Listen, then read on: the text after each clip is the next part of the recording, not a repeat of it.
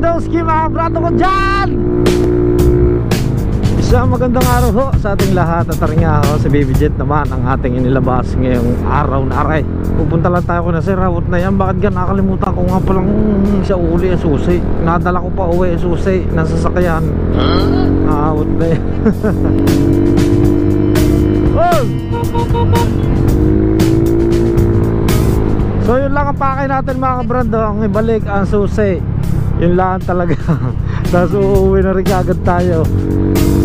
Bakit nakalimutan? Naot na yan. So yun mga kabrando, baka ho rin na ang ating dalahin sa ating work.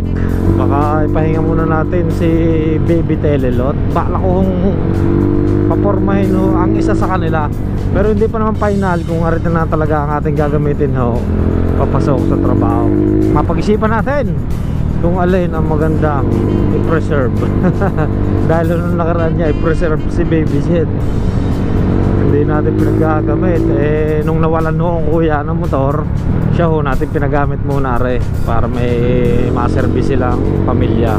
At yun nga, nung nakaraan nakabili na ng motor si Utol, di okay na, pe-preserve na uli natin. Pero gaya nga nasabi ko mga kabrando, hindi ko alam kung arin na ho ang dadalhin natin sa trabaho or si Baby Telelot pa rin.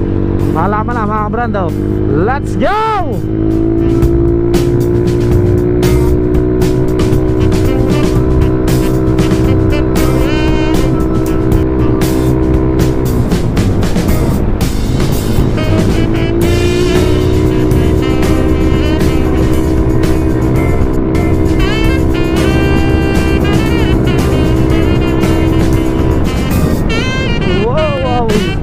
Barra.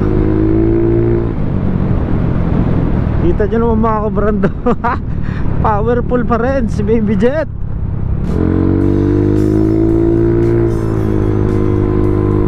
Teka, tingnan nga muna pala natin. Hawat na yan. Ay baka nakasusi.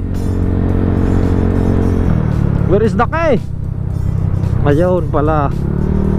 Arilaang talaga ho ang ating dadayuin doon na isa uli. Kaya tayo paparoon.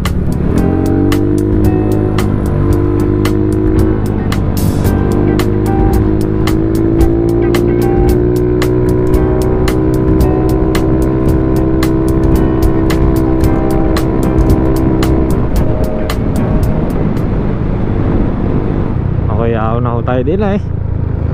Iyan.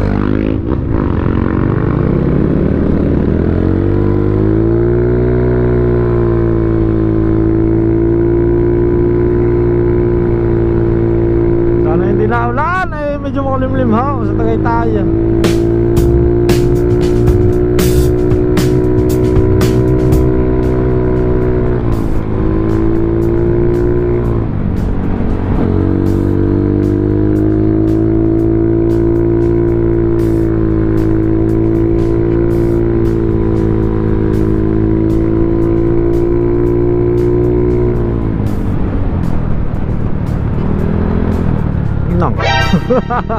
Tayo na lang. Takot baka mapabigla ng banking.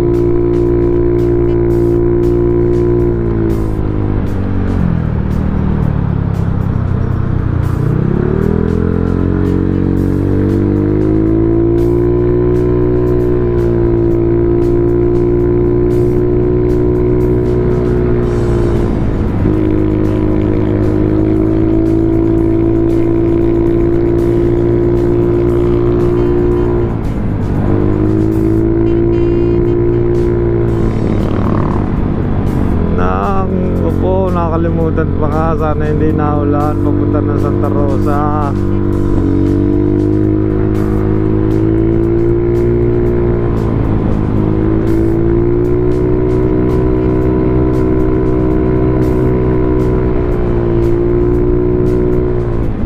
Yan na nga! Abot! Talagis na yan. Abot na abot. Yung taxi.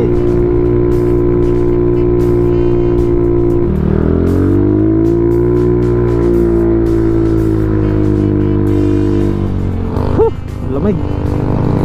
Nako, wala nang gas. Kailangan natin pagasan sa Baby Jet. Wow, wowi.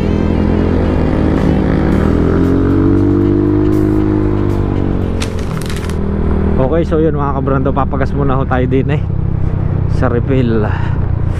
Wow, wowi. Wow, wowi.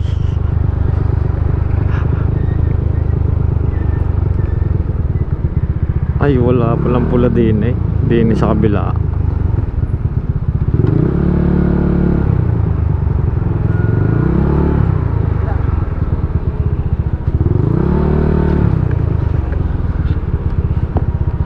Ah, 100 lang, kuya. 100.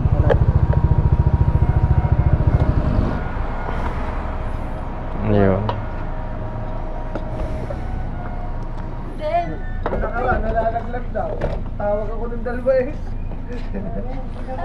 Okay, so yun mga kabrando, kaya 100 lang ang ating nilagay. Ay hindi naman natin yan masyado ng paggagamit ho, ares baby jet.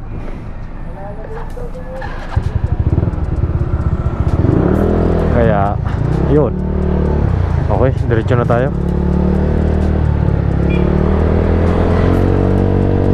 Maigi na lang ho din at maliwanag na ho. Katatapos lang bumuo siguro din ho ng ambawn. Yeah, maliwanag na. Maigi na lang natin, hindi tayo mababaisak ng gusto. Tinatamad pa naman akong umalis. Out na yun. Dahil nga lang din sa susi. Matutuyo na ang damit ko sa hangin. Alright, nandito na tayo mga kabrando sa Santa Rosa at dire-diretso na tayo doon. Ay sa uli na susi na area, out na yan. 2 hours later. Alright, so yung mga kabrando, at nasa uli na ako natin na susi. Ay talagang yun lang ang pakay natin. Sapagkat kuwan ho, ay may lakad daw si na sir bukas. Kahit ko, alam ko naman na may duplicate si sir na panggamit. Wala, basta gusto lang ko siguro ni sir na nasa kanya na mga susi. Okay, diretso uwi na huli tayo. Yun lang. No more again, no more what is the good and the bad. It's the very good chick. Be happy everyday mga kabrando. Enjoy natin ang buhay. Because ang buhay ho natin ay napaka liit lang. Saglit lang ho tayo mananatili dito sa mundo. Parang kailan nga lang ho ako'y napasok sa eskwelahan. Naalala ko pa nung elementary. Tapos yun nga kahapon, alumni ng TPI. After 2006 kami batch, ngayon 2023. So after 7 years, ganun na pala tayo patanda mga kabrando. Kaya nasabi ko kung saglit lang ang buhay, enjoy natin mga kabrando kung ano meron tayo. Dahil pinagsumikapan natin yan, enjoy natin lahat. Wag na tayong maghangad ng sobrang taas.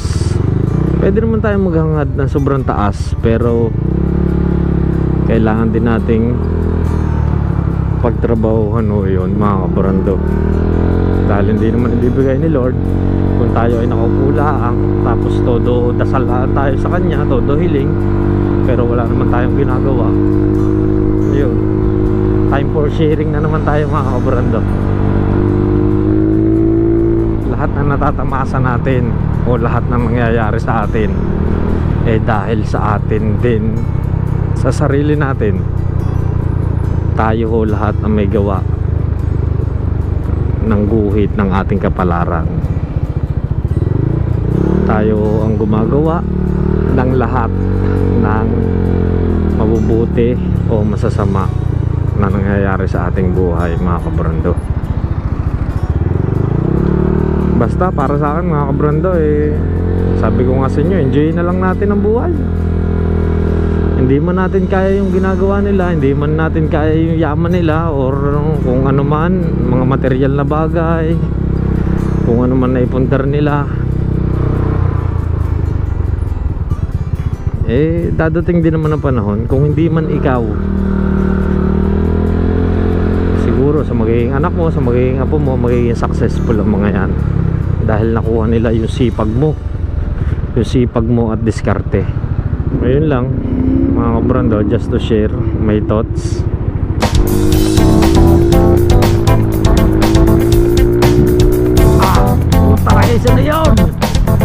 saan balikat.